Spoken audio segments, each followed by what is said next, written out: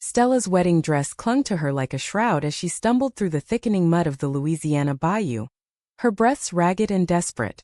The woman she had just married into, her mother-in-law Evelyn, had driven her here under the pretense of a family ritual, only to shove her into the swamp and speed away, leaving her to sink into the abyss. As the water rose to her waist, Stella's mind screamed in betrayal. How could love lead to this? She clawed at the roots of a cypress tree, her nails breaking against the bark. This can't be happening, she whispered to herself, the words echoing in her hollow chest. Evelyn's face flashed before her. Cold, calculating, the epitome of southern propriety masking a venomous heart. Stella had sensed the disdain from the start, the subtle jabs at her city ways, but she never imagined it would culminate in attempted murder. Her thoughts raced back to the wedding earlier that day in New Orleans, where she had exchanged vows with Marcus, Evelyn's son, in a grand cathedral filled with magnolia blossoms and judgmental eyes. It was all a facade, a desperate attempt to bury her true self. Why had she gone through with it? The question gnawed at her as she pulled herself onto a precarious log, her body trembling from the cold. Stella had grown up in a conservative family in Atlanta, where being different meant being damned. Her parents, devout Baptists, had drilled into her that marriage to a man was the path to salvation. Marcus seemed safe, kind, unambitious, a shield against the world's scrutiny. But deep down, Stella knew her heart belonged elsewhere, to women, to the forbidden pull she felt since adolescence. And then there was Natalie, her college roommate turned secret confidant. The one who made her question everything. Natalie's image surged in her mind, warm and defiant, with her cropped hair and piercing green eyes that saw through Stella's pretenses. They had shared stolen moments in dorm rooms and late-night drives. Whispers of affection that Stella always cut short out of fear. I can't, Stella had told her the last time, just weeks before the wedding. My family would disown me. Society would crucify me. Natalie's response still haunted her. And what about you? Are you willing to crucify yourself? Now, as the swamp's insects buzzed around her, Stella realized the cost of her choices.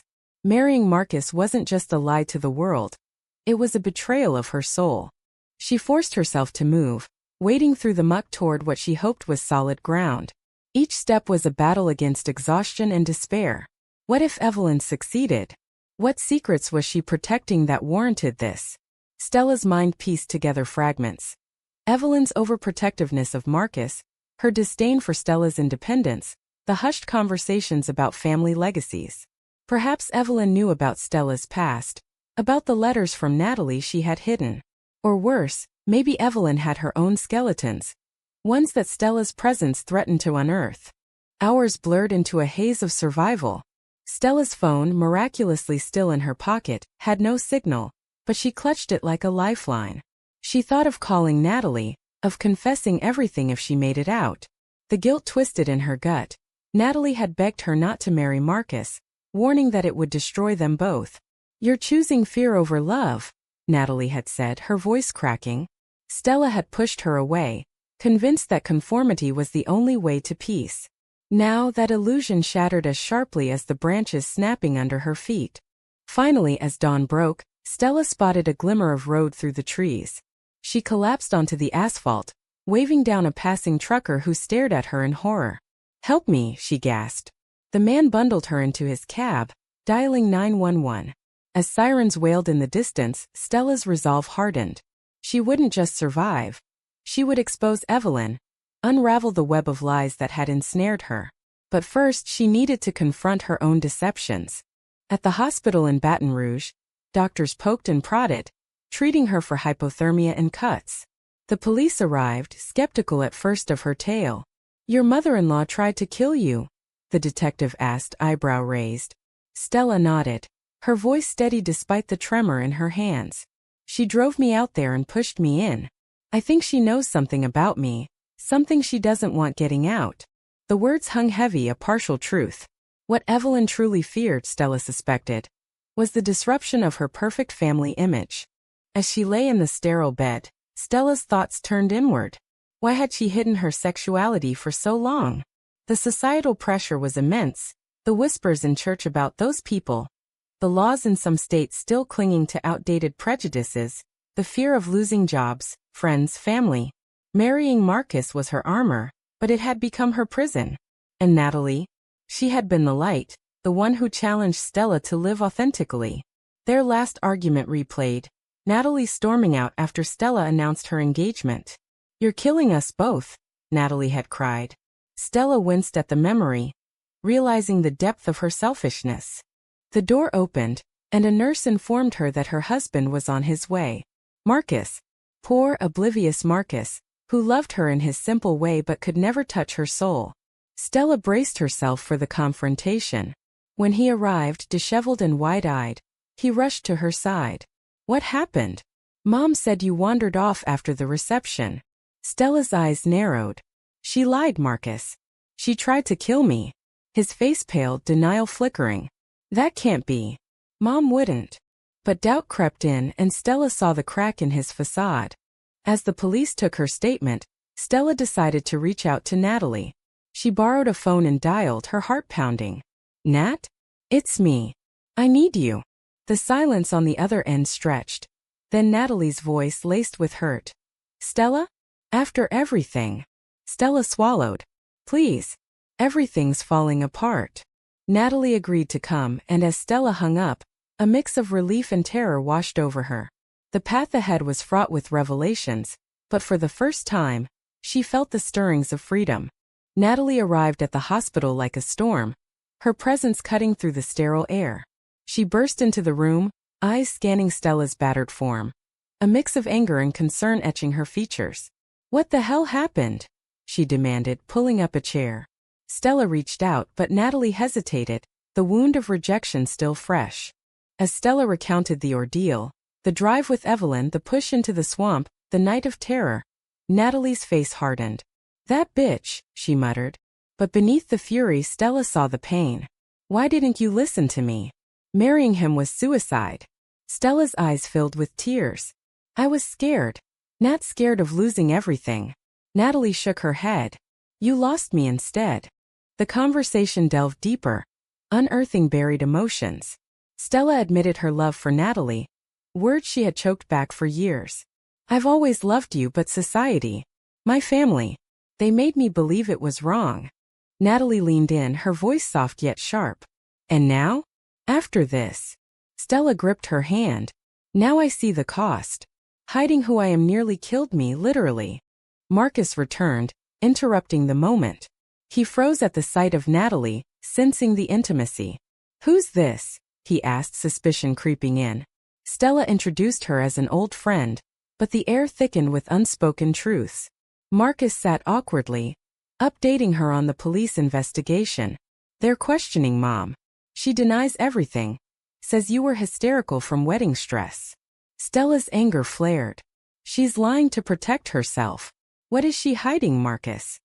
That night, as Natalie stayed by her side, Stella's mind raced with possibilities. Evelyn's motive had to be more than disapproval.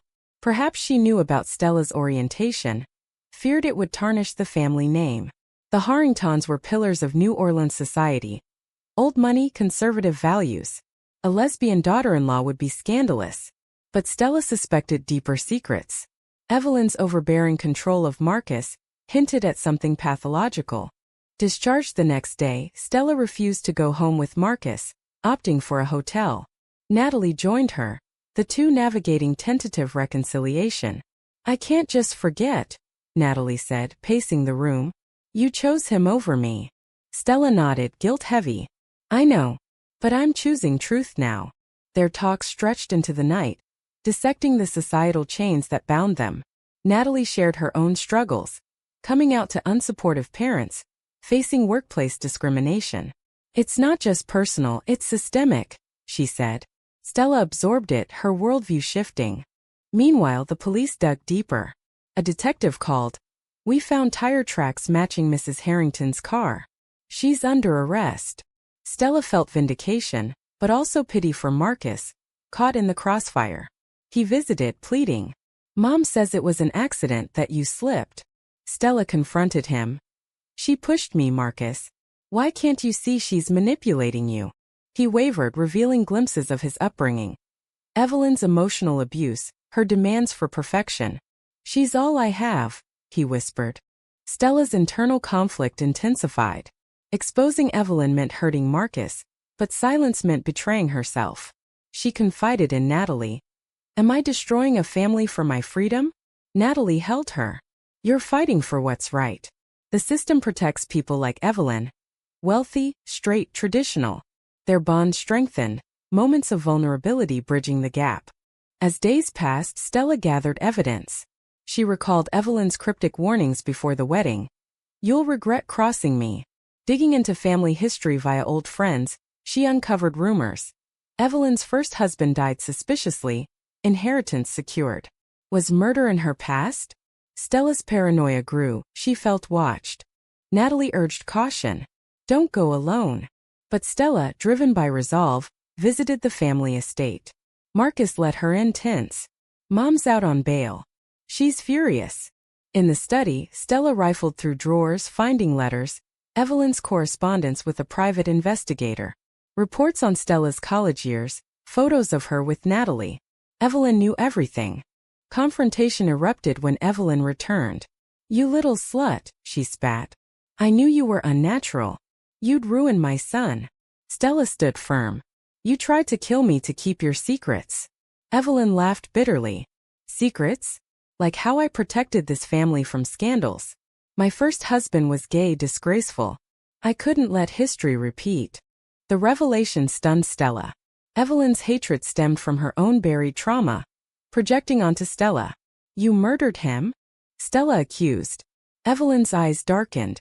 An accident. Like yours was supposed to be. Marcus overheard, horror-struck. Mom! The room exploded in accusations, Evelyn denying, Marcus crumbling. Stella fled, calling the police. As sirens approached, she grappled with the moral quagmire. Was Evelyn a monster or a product of society's bigotry? The arrest was chaotic, Evelyn railing against perverts like Stella. Media swarmed, turning the story into a tabloid frenzy. Lesbian bride exposes murderous in-law. Natalie's support was unwavering, but the publicity brought backlash. Hate mail arrived, online trolls attacked. Stella questioned her choices. Did I do the right thing? Natalie affirmed. Yes. Silence perpetuates the cycle. The trial loomed like a thundercloud over New Orleans, drawing crowds and cameras to the courthouse steps. Stella testified first, her voice steady as she recounted the swamp ordeal. Evelyn's push, the night of terror. The prosecutor probed. Why target you? Stella hesitated, then revealed. She discovered my relationship with Natalie. She saw it as a threat to her family's reputation. Gasps rippled through the courtroom. Evelyn's lawyer objected, but the judge allowed it. Stella's heart pounded. Coming out publicly was liberating yet terrifying. Marcus avoided her gaze, his loyalty torn. Evelyn glared, mouthing silent threats. On cross-examination, the defense painted Stella as unstable. You married Mr. Harrington while in love with a woman? Sounds deceitful. Stella countered. I was scared. Society pushes people like me into hiding. Outside, protesters clashed, some waving rainbow flags in support, others decrying family destruction. Stella's phone buzzed with threats, amplifying her anxiety. Is this worth it? She asked Natalie in their hotel room. Natalie hugged her. Exposing hate is always worth it, even if it hurts. Natalie's testimony followed, detailing their love story. The college sparks, the hidden affection, Stella's engagement as a breaking point. She chose fear, Natalie said, voice cracking. The jury leaned in, humanizing the drama. But Evelyn's team twisted it. An affair. Motive for fabrication. Marcus took the stand, conflicted. Mom has always been controlling, he admitted. But murder? I don't know. Under pressure, he revealed Evelyn's past rants about deviance, her obsession with purity. The prosecution introduced the investigators' reports, proving Evelyn's surveillance. Premeditated, they argued. Evelyn testified last, composed yet venomous. I drove her for a talk. She attacked me, fell in. Lie, Stella thought, seething. But Evelyn's breakdown came. My husband was like her, weak, sinful. I saved the family. The admission sealed her fate, murmurs erupting. As weeks dragged, Stella reflected on the toll. Friendships fractured. Her parents disowned her via a cold letter. "You're no daughter of ours." The pain cut deep, but Natalie's presence healed. "We're building our own family," she said. They navigated therapy, unpacking years of repression. Post-trial, Evelyn was convicted of attempted murder, sentenced to 20 years. Marcus visited Stella broken. "I didn't know the extent of her hate." Stella forgave him but divorced amicably. "Find your own path," she advised. Freedom brought new challenges. Stella and Natalie moved to San Francisco, seeking acceptance, but echoes of prejudice followed. Job rejections, stares in public. Stella's inner monologue raged. "Why must we fight for basic rights? The societal machine grinds down the different, rewarding conformity." They joined advocacy groups, channeling pain into purpose. Stella spoke at rallies. "My story is one of many. We must dismantle the systems that breed hate." Natalie beamed with pride, their bond unbreakable. Yet doubts lingered. Had Stella's exposure caused more harm? Marcus spiraled into depression, the family estate sold. Evelyn wrote from prison unrepentant. "You destroyed us." Stella pondered the ethics, revenge versus justice. One evening, walking the Golden Gate Bridge, Stella confessed, "Sometimes I wonder if silence was kinder." Natalie stopped her. "No. Truth sets us free, even if it's messy." Settling in San Francisco felt like breathing fresh air after years underwater, but the shadows of the past clung stubbornly. Stella landed a job at a nonprofit advocating for LGBTQ rights, channeling her trauma into helping others. Natalie pursued her art, painting canvases that captured the raw emotion of their journey, swirls of color representing love amid chaos. Yet nights brought nightmares. The swamp's grip, Evelyn's sneer, the courtroom's judgment. Stella's internal battles intensified. "Did I betray Marcus by exposing everything?" she wondered aloud during therapy sessions. The therapist probed. "Or did you liberate him from a toxic dynamic?" Stella grappled with the nuance. Her actions had ripple effects, some destructive.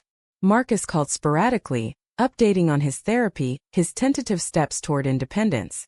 "You opened my eyes," he said once, voice thick. But the guilt persisted. Society's backlash amplified the drama. A conservative talk show dissected Stella's story. She infiltrated a good family, brought it down with her lifestyle.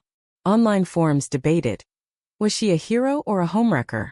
Stella avoided the noise, but it seeped in, fueling self-doubt. "Maybe I should have stayed hidden," she confided in Natalie. "No," Natalie insisted. "Hiding feeds the beast." Their relationship deepened amid the turmoil, but not without friction. Natalie resented the lingering pull of Stella's past life. "You still wear that ring sometimes," she accused during an argument. Stella removed it, tears flowing. "It's a reminder of my mistakes." They reconciled through honest talks, acknowledging the scars. A new conflict arose when Stella's estranged sister, Clara, reached out. "Mom and Dad are furious, but I miss you." Clara visited, hesitant yet curious. Over coffee, she asked, "How did you know about loving women?" Stella shared her journey, the suppression, the awakening. Clara confessed her own doubts, hinting at similar feelings.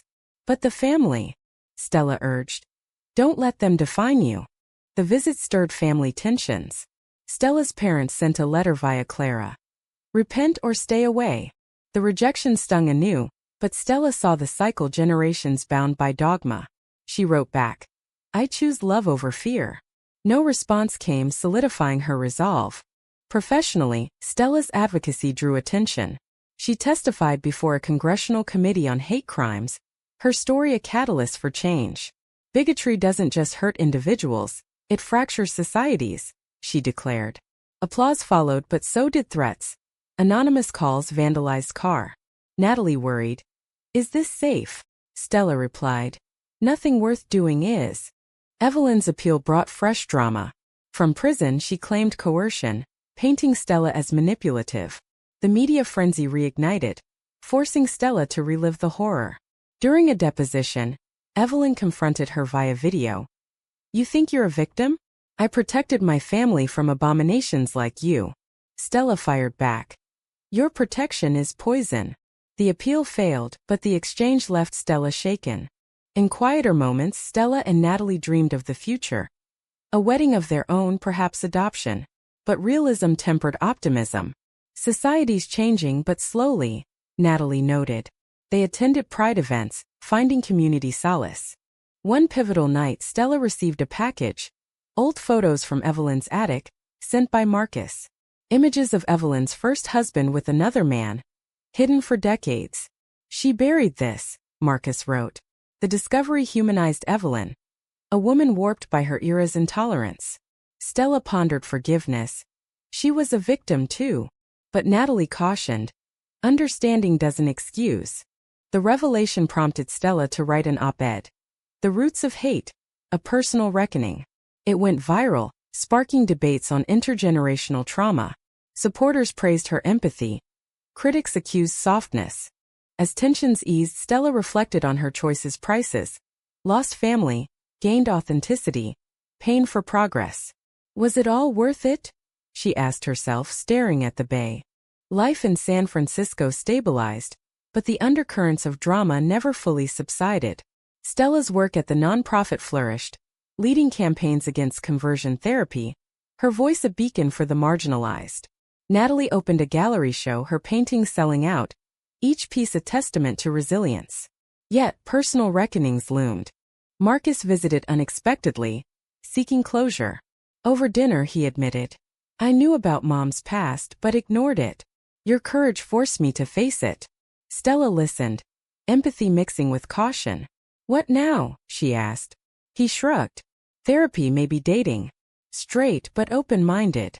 They parted as friends, a fragile bridge rebuilt. The biggest shock came from Clara. She called, sobbing. I came out to Mom and Dad. They kicked me out. Stella's heart broke. Come here, she urged. Clara arrived, broken yet determined. Living with them, she navigated her identity, Stella guiding her through the maze of emotions. It's okay to be angry, Stella said. Clara's presence healed old wounds, forming a chosen family.